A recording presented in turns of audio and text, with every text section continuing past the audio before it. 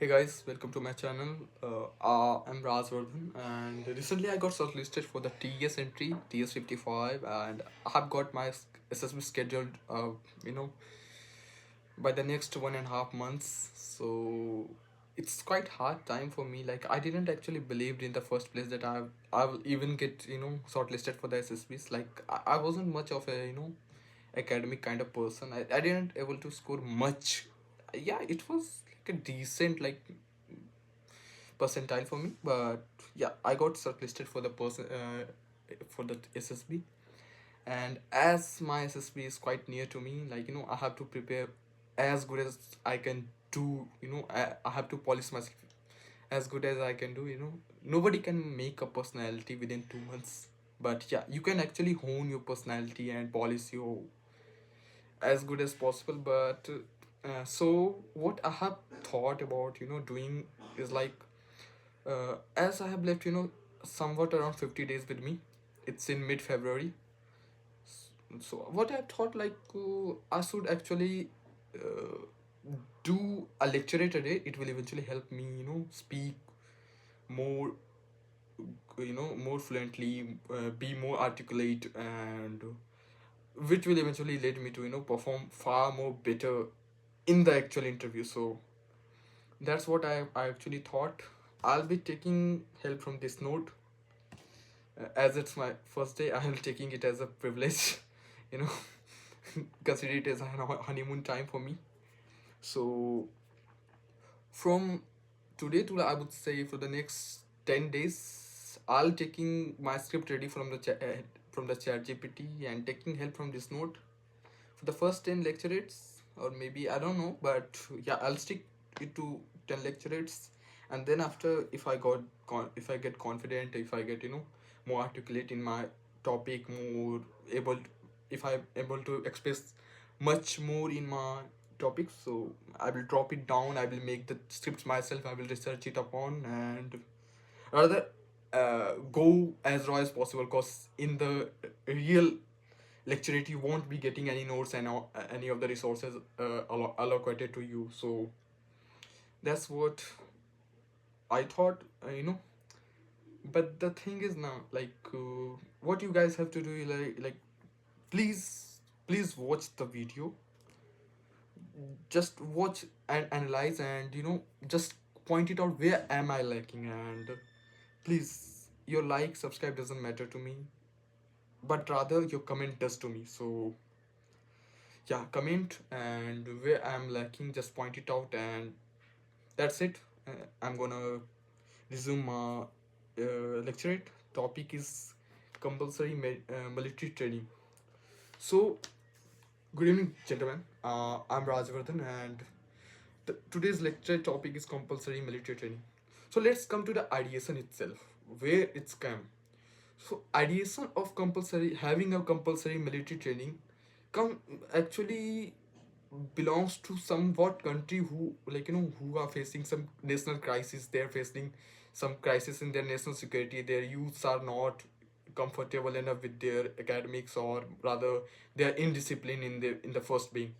So but for the country like us, we are very diverse, we are very big, we are very you know multilinguistic country. So we have to actually debate, we have to actually look upon the topic, and uh, uh, make some reasonable point on this side, on this topic, more or less. So let's come to the positive itself. So the positives of having a compulsory military training, like, it has a lot of positives in it.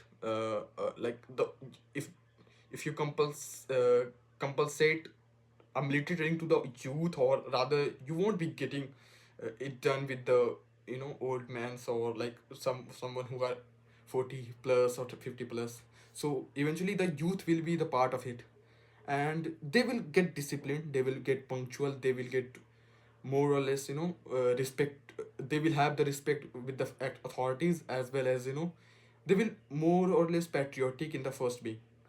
And this will actually help them in the first place, like, to actually unite with multicultural activities. Like, some some individual came from some different culture, and someone other is from different culture. They will meet in the training and they will understand each other, and it will eventually help unite the country itself. But it also has a lot of cons in it. Like for the country like as big and as diverse as India, it will eventually fade away a lot of our resources. Our we were like, it will be a hard challenge to us to allocate resource, to allocate trainers, to allocate, make discipline, and eventually serve a potent training to all of them. It will be a hard time. It will be a hard thing. And while the forced training might eventually turn into a resentment kind of thing, where eventually the youth might resent who are not actually interested in doing these kind of things. And also it will eventually affect the educational capability of someone who are actually good at academics, like someone who might become a good engineer, who might become a great doctor, who might become a great scientist. They will eventually get affected by this kind of forced uh, military training. Like their consistency or persistency might break in their training. Like, they might be focusing more or less in military trainings, like physical activities or sports and all, and they are not made to be done like that. And some artist may lose his job. you we know that defense military actually emphasize the artist. Like they actually emphasize, if you have any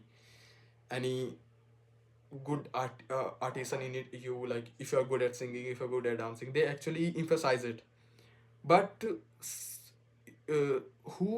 someone who's only good at singing, and he doesn't want to waste his time in some other physical activities, they might get affected, and their further career prospectus might get diverted from the path they are actually on. So these are all the mm, so these are some pros and cons of the topic.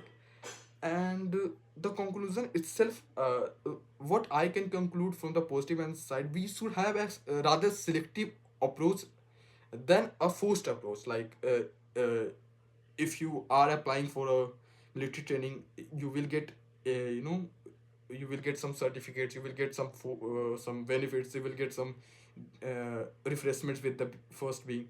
So what our country actually doing, the NCC part come it as the uh, not as a perfect but as a good approach. Like it's as good as possible for the democracy. Like a country which is a democracy, you can't force anyone to do anything. uh, like, people should have to volunteer for the military training, rather than forcing someone patriotism in it.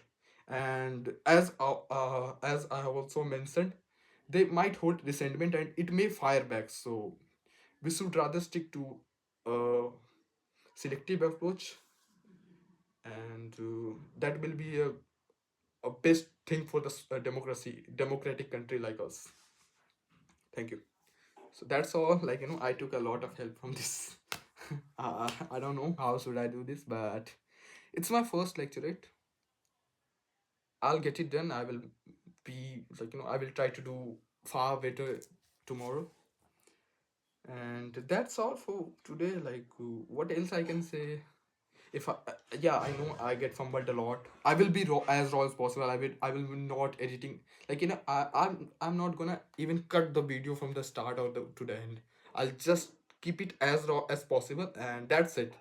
Just you have to judge it upon the thing. Like, just point it out where I'm lacking, where I should improve, in which part of the video, which part of what are my topics are getting diverted from the, the stream of the, which it should have to be in. Like that. Like, if you are someone who are, got recommendation or got conference out, who has the experience, or even though you don't have the experience of having an SSB, but you still can, anyone can judge, and you can still comment. So comment, and yeah, let me improve myself for the further being. And it's almost 10 minutes. I don't know how I actually speak to 10 minutes, but that's good. That's achievement for me today only, that I can actually speak for 10 minutes rather.